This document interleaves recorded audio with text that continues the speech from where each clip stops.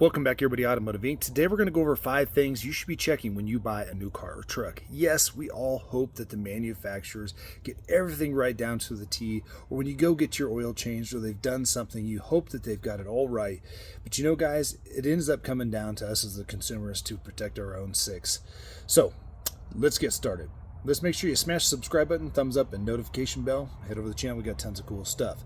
So first things first. An old hack in the auto industry was manufacturers sometimes ship vehicles with lower tire pressure. One, to save a few inches on car transport or on rail. And it was actually a trick for vehicles to ride better. Drop 10 PSI and see how they ride. And also, watching a few thousand miles, how your tires look like dog crap.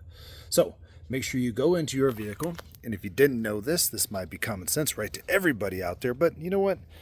I've had a lot of people come back and tell me, you know what, we appreciate you even saying it because I didn't know it. So if it helps one person, great. Right here on any vehicle is your door strike. It's going to have your tire that you need for your front tires, back tires, and your spare typically.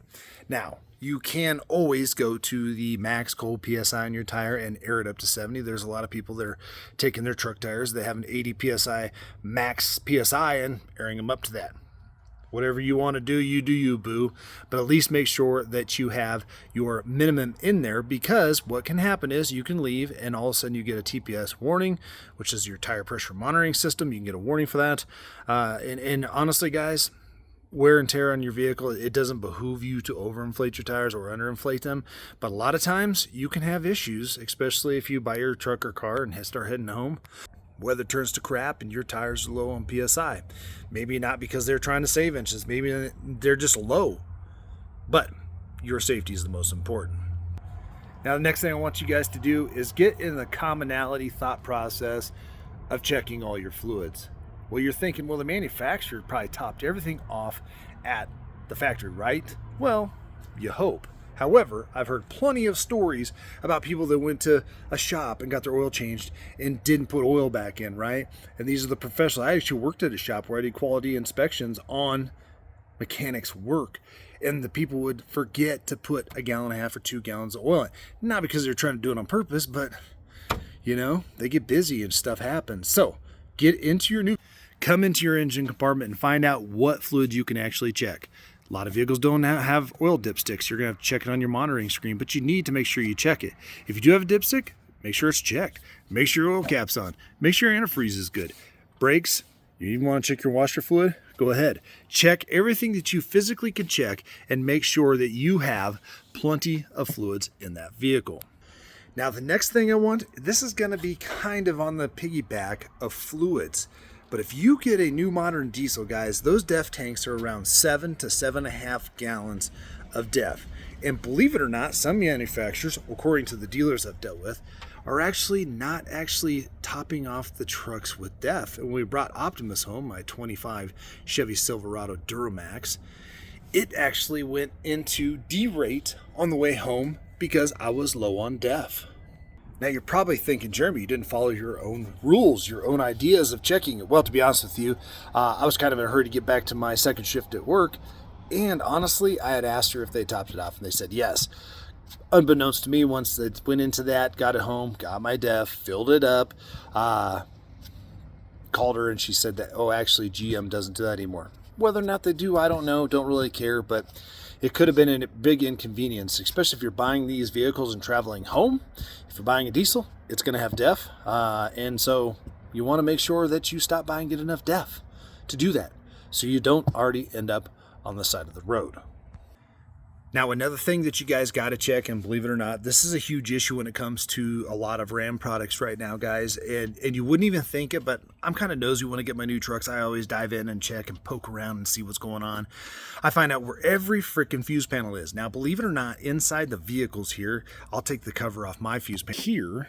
And believe it or not, guys, people are having a ton of issues coming from the factory where these fuses are not fully pushed in, which then it can cause a break in the electrical circuit. And guess what? You have a breakdown for no reason. So come in here and push down. See, look at all these. They're not even all the way down. And I'm not playing with you guys. This is legit. Come in here and check them out, because You never know, and you don't want an interruption. Now, these new vehicles are so integrated with electronics, guys, that one mishap like that could cause this thing to stop running. And guess what? You're on your way to the shop and you have no idea, and it's a freaking damn fuse that somebody at the factory, Joe or whoever, didn't push in at the end of his Friday shift. So find them out. You're going to have usually a one or two of these fuse boxes underneath the hood of the truck or car. And in addition to that, inside the cab or car, you're going to have it down around your driver's side floorboard, typically on the left door pillar, right down there on the side of the dash. You might have a couple more. So we just saw it right there, guys. I didn't pull this panel off and check it. I've been in the other panel doing work, but may have just saved myself a problem. Now, the last one, guys, this is the one that came from the master tech that I was talking to. And this was some of Loki's problems. So my 24 Ford Super Duty had some problems with residual power draw. So it always had a parasitic draw on the battery that always seemed, if the truck sat, it would kill the truck. So he basically said that what happens is, and people call it lot rot, these vehicles are put a battery in there. They have no idea what the charge is.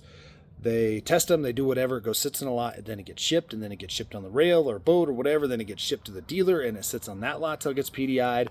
It's not like it's built on a Tuesday and it's on your front driveway by the next Wednesday, guys. Some of these vehicles are sitting for months and months, especially on vehicles that you are getting a hell of a discount on because it's been sitting on the dealer lot for 6 months. So they're getting what's called lot rot, okay? You can test a battery and it can still have 12 volts in it, but that doesn't mean the battery's good. And you might get through the dealer and you're buying this car and they have to jump it. That's a concern. You want to see a tech test that battery and make sure it's good, because a lot of times now batteries are not actually covered, guys, when it comes to new cars. Some of them are. I'm just saying they can give you a lot of fits. And what that tech said is most of the problems that people are seeing is low voltage. Okay? So people are buying these brand new vehicles expecting everything to be cherry and good, and then after a few weeks or maybe a month or even less, these vehicles are always searching for that keyless key entry. They're always communicating with Big Brother. They're always talking to each other, and if not, there are residual power systems. Now, I'm not necessarily talking about the 12 volt that takes to start the truck, okay? The vehicles are smart enough now typically to do battery retention systems.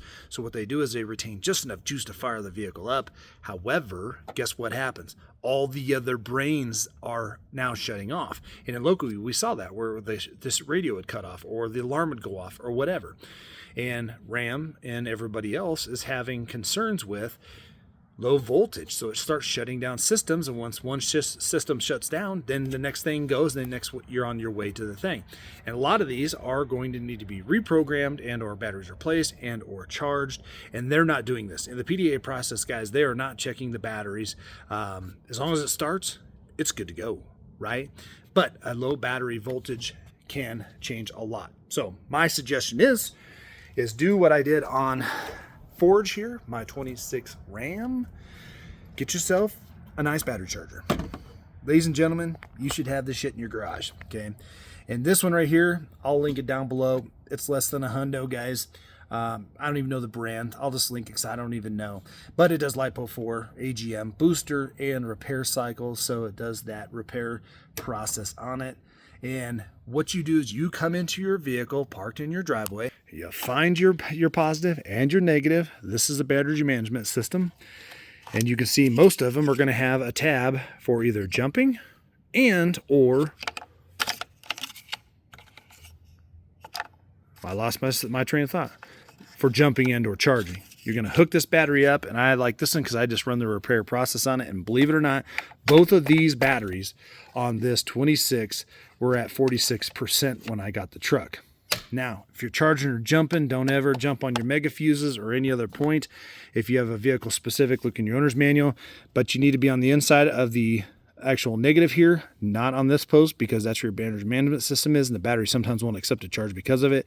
So get your little charge point here, and let it run your process. And I'm going to be honest with you guys, other than the fuses I just found in that fuse box, which is the only one I didn't look at because I didn't need to get in there, I got to be honest with you, I haven't had any problems electrical wise and everything like that, and a lot of people have said that they've had electrical stuff, but all of those electrical systems will start shutting down with low voltage, especially if they're not impaired to the vehicle getting started and running. However, gauge clusters, radios, just about everything else under the sun other than this bad boy firing up needs juice. So if it's low, it'll just cut it out.